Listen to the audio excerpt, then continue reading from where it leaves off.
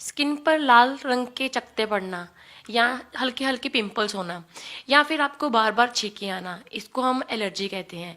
Allergy कैसे होती है, क्यों होती है, किन कारणों से होती है, इसके बारे में हम सारी जानकारी लेंगे डॉक्टर रीता जयरसी से। मैम, आपका बहुत बहुत स्वागत है नारी चैनल पर। नमस्कार। मैम, स्किन एलर्जी या कोई एलर्जी है जो वो क्या है, क्यों होती है? जब हमारा इम्यून सिस्टम किसी भी कारण की वजह से कमज़ोर हो जाता है तो जो नॉर्मल एलर्जेंस जैसे कि पॉल्यूएंट्स या खाने पीने की चीज़ें जिनको हम हमेशा एक्सपोज होते रहते हैं उनकी तरफ वगैरह हमारे बॉडी का ऑल्टर्ड रिस्पॉन्स आ जाता है कि जैसे थोड़ी सी धूल पड़ी तो हमारी छींकें शुरू हो गई, या हमने खाना खाया हमारे पेट दर्द शुरू हो गया, आँखों में खारिश होना। तो ये सब चीज़ें इनको एलर्जी कहते हैं। मैम, एलर्जी कितनी तरह की होती है? हमें आम लोगों को तो पता है कि स्किन पर अगर रेड रेड रैशेस हो गए हैं या फिर जिसको हम चकत्ते बोलते हैं बन गए हैं, लालगी हो गई है, तो वो एलर्जी के सिम्टम्स हो गए। लेकिन ये कितने तरह की होती है? एलर्जी मुख्य तौर पर पांच तरह की होती है।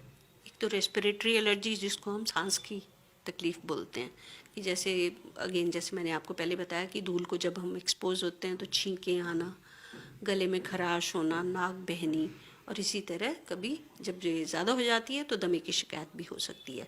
इसी तरह स्किन की एलर्जी, जैसे कि कुछ खाया, कुछ मेडिसिन ली या कोई हमने ऐसी कोई चीज़ ली तो छपाकी का होना, धप्पड़ पड़ना शरीर पे, अर्टिकेरिया जिसके हम बोलते हैं, अर्टिकेरिया, आँखों में सूजन आ जाना, एंजियोडीमा जिसको कहते हैं।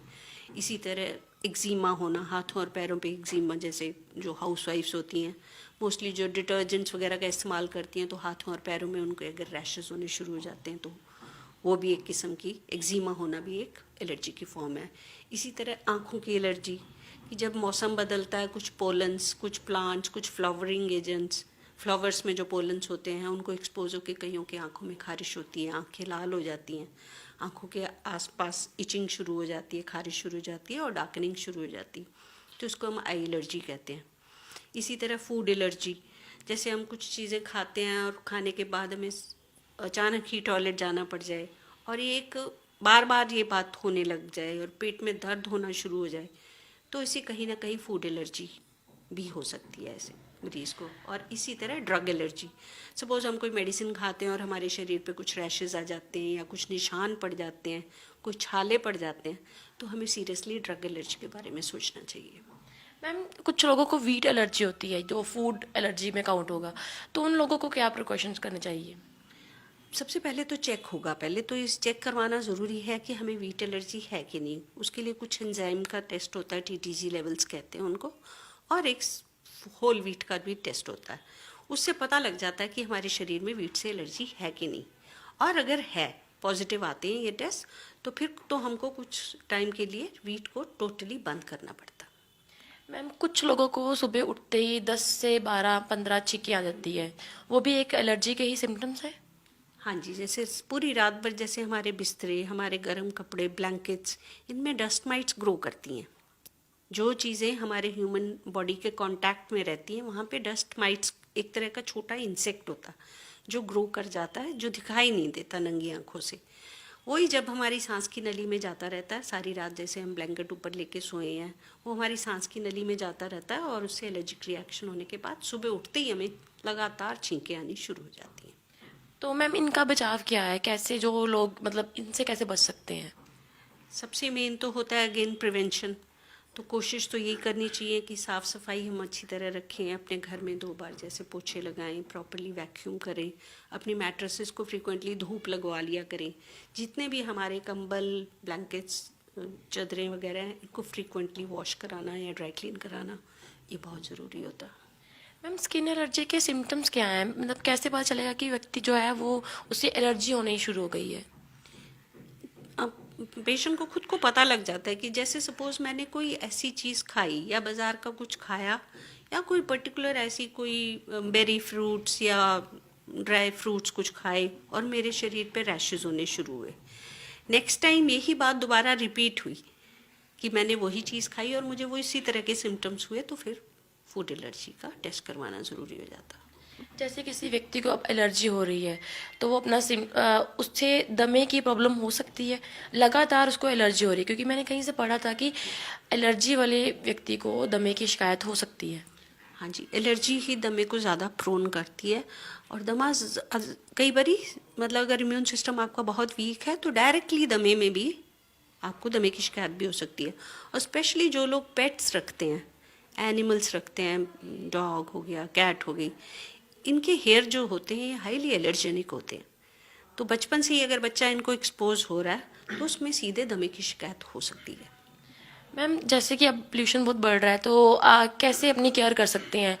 कोशिश तो यही करनी चाहिए कि जैसे अगर आप ओपन व्हीकल वगैरह ड्राइव कर रहे हैं, आपको पता है कि पोल्यूशन इतना बढ़ चुका है, तो उस समय मास्क पहन के अगर ड्राइविंग करें, थोड़ा सा जैसे मॉइस्चराइज रखें अपनी ओपनिंग्स को, जैसे नाक में तेल वगैरह लगाना, थोड़ा सा स्टीम इनहेलेशन सुबह शाम एक क्लीनिंग के तौर पे समझ के, ये अगर स्टेप्स दिए जाएं और फिजिकल एक्सरसाइज जिससे आपका स्टेमिना बढ़े, इनडायरेक्टली आपकी इम्यूनिटी बेटर हो, तो उससे भी आप एलर्जी से बच सकते हैं।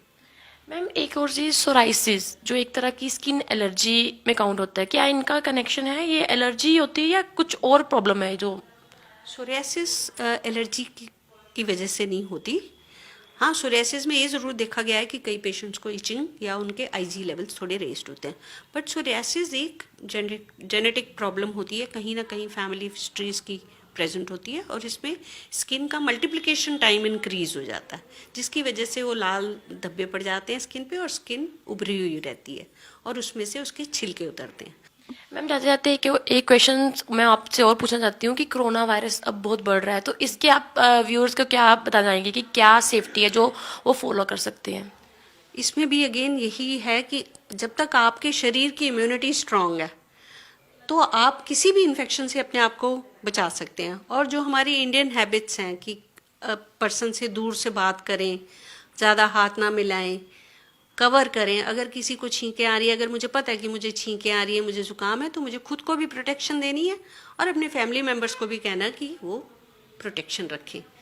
और अपने खाने पीने की हैबिट्स तो हमारी इंडियंस की वैसे ही बेटर होती हैं, जितना हो सके गर्म खाना खाएं, गर्म पानी पिएं, चाहे जैसा भी सीज़न हो। अगर हम समर में इस बार काफ़ी डर रहने वाला है इस चीज़ का, तो बेटर है कि हम ठंडी चीज़ों से बच के रहें।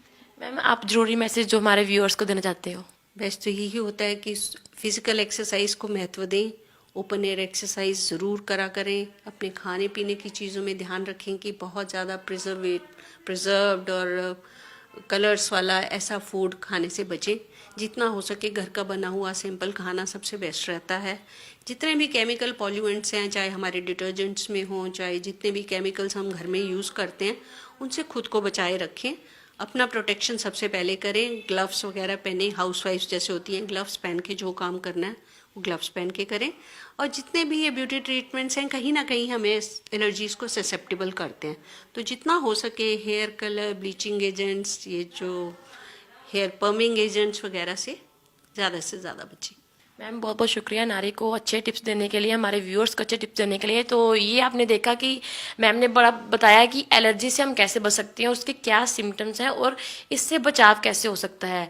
हेल्दी खाइए, हेल्दी रहिए, एक्सरसाइज जरूर कीजिए, आपके लिए सबसे ज़्यादा ज़रूरी है। ऐसी वीडियो के लिए नारी के साथ जुड़े रहिए। तब तक के लिए धन्यवाद।